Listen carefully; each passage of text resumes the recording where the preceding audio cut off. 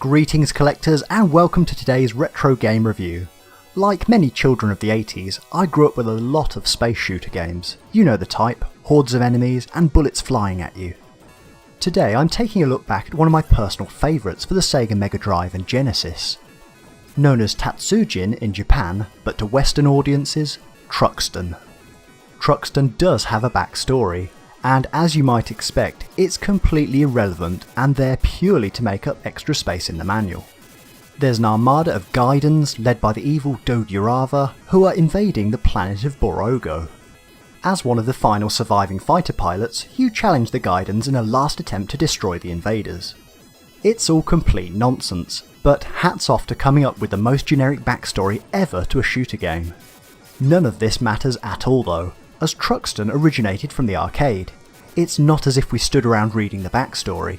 Arcade goers came for the action, and it's action you'll find with Truxton.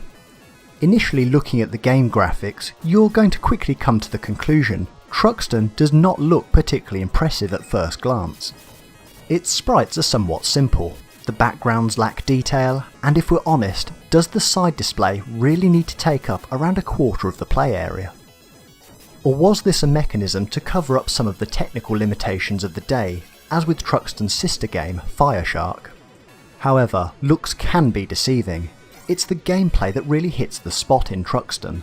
This is a very stripped back game compared to competing shooters of the day, such as Battle Squadron.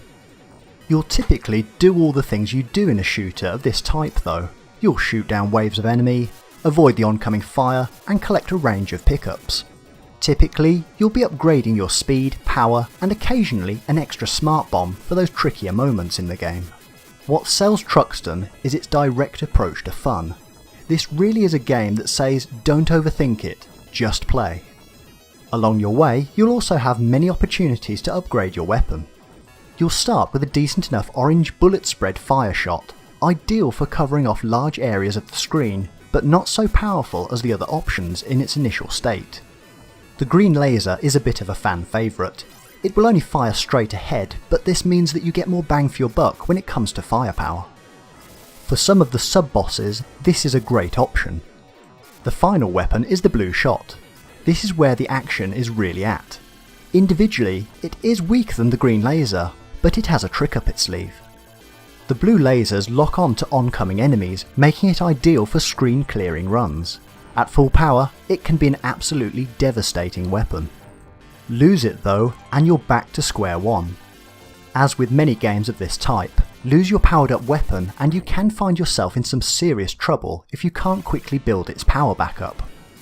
Overall, you're going to enjoy this game if you generally enjoy a quick fix of blast 'em up fun. There are a few issues with the game that seem to be hangovers from the arcade version. My primary irritation is the notion of cheap deaths. If you haven't played a stage before, it's easy to get caught out by enemies suddenly appearing. In some cases, they will literally speed straight into you from all directions. Hardly a fair challenge if you haven't memorised the game. This is fundamentally the second issue with the game. It can be beaten simply by learning the level patterns. Other games often seem a little better at avoiding this trap by varying the enemies enough that you have to take a different route unless you have the game completely memorised. I'm not going to be too critical though, there's still enough gameplay here to satisfy the casual retro gamer. The packaging for Truxton is fairly decent, some really nice artwork on the box, and I'm certainly sold on the presentation. Truxton has been in my collection for many years, so I've never really considered the collecting price. Having reviewed the online auctions, the PAL version now regularly sells for around the 35 to 40 British pound mark. That's near enough $50 US. Is it worth it? Well, that's slightly debatable. For $50, you can certainly find better shooters on the system. In terms of collecting though, Toaplan shooters have stealthily crept up in price and desirability over the years. Even Fireshark now commands a decent price tag nearing the $50 mark itself. From what I remember, I paid no more than £3 or $5 US each for my editions.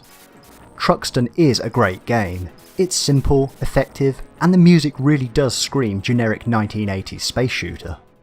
Overall, I'm very much sold on Truxton. If you're looking for a gateway game to introduce you to the shooter genre before you hit the harder Japanese bullet hell shooters, then you can do far worse than Truxton.